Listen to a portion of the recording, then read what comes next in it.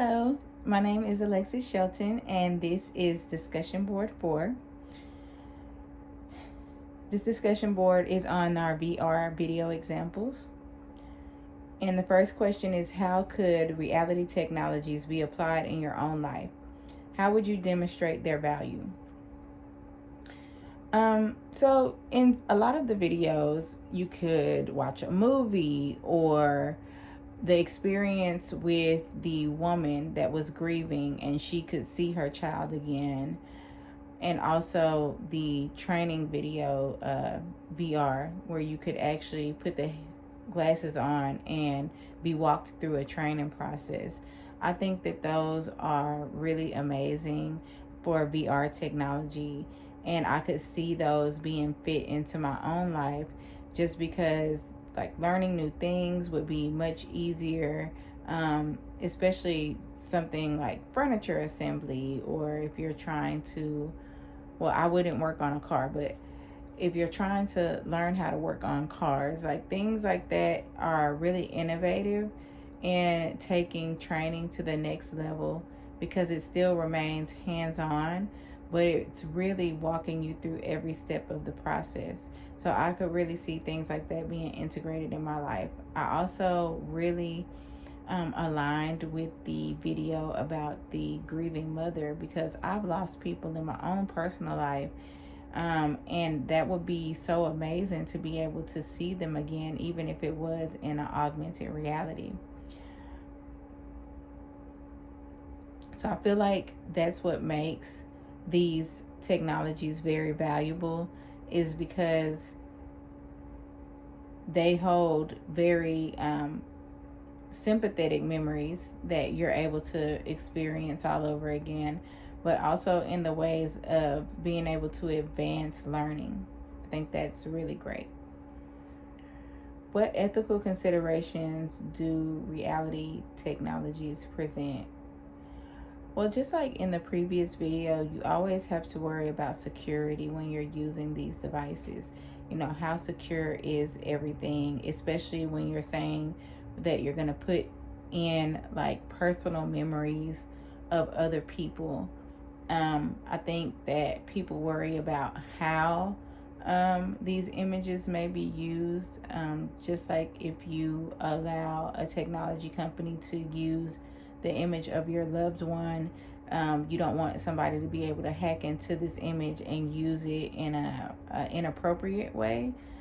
So that's always been a concern with technology and VR and AI and where these things are going to the future. So security would be like, I feel like the main concern.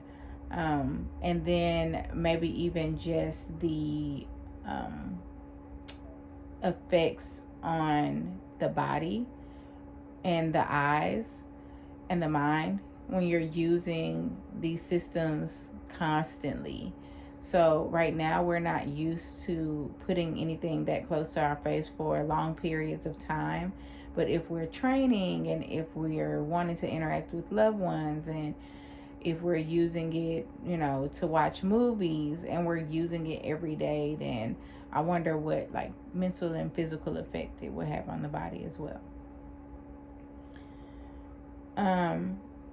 Would you use VR to interact with a deceased person? I would definitely. I've lost my mom, and I was married once and lost my husband. So I feel like being able to see them again would be amazing.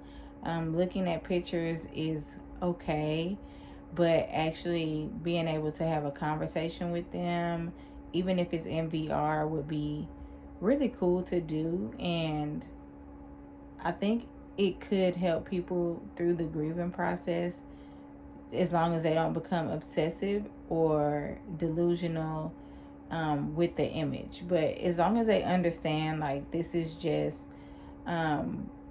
advanced experience that they're able to have with the memory of their deceased loved one, I think it could be like really beautiful. So yeah, I would like to experience that. What do you think will be the future of reality technologies in 10, 20, or 100 years?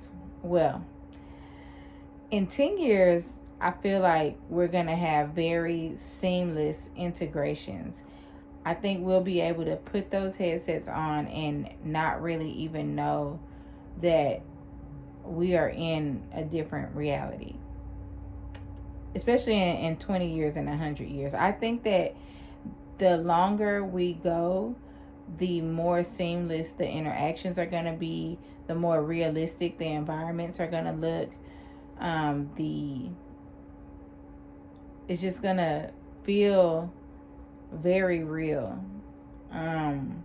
Because when you look at movies sometimes feel very real. Like you're looking at the screen and you can't believe some of the effects and the CGI and how they make everything look. Like Jurassic Park, you're like, those dinosaurs look real. So the fact that they can do that with movies, I can only imagine how far VR technology can go. So in 100 years, it might be a little scary because we could actually step into a reality and it seem like the real world. So what effect do you think will the COVID-19 pandemic have on development and the use of reality technologies? I think that COVID-19 definitely made people dive deeper into their technology because they really didn't have a lot of interactions that they could do with other people. So if we ever have a pandemic of that magnitude where people have to stay away from each other and they're secluded in their homes, virtual reality will be a way that they can communicate with each other and feel like it's somewhat real. Like being able to video chat with your friend has really changed the way that we communicate with one another, because if you miss your friend and you haven't seen them in a long time, you can just video chat them and see them. Or if they're trying to show you something where they are, even if they're in another state, it's like, hey, look at my house, look at this, look at what I'm cooking, look at what I'm doing. So you feel like you're there with them. So I feel like virtual reality will actually put people in real world spaces, meetings and collaborations at work, things that where you normally have to be right in the same room with each other. You can still do that with VR headsets. You can still do that in environments that you create in the headset. So I feel like the pandemic really made people push towards more of technology and being integrated in their lives, and that people on the tech side were able to come up with solutions for how people could interact better using that technology. So if we have anything like that in the future, I feel like it's just going to be advanced, and I think people are already thinking about, like, what if that happens again? And so they're coming up with solutions that probably are really innovative and phenomenal as to how we can deal with our reality of a pandemic in a VR reality. So that was the end of my discussion. I hope you enjoyed the conversation. Thanks.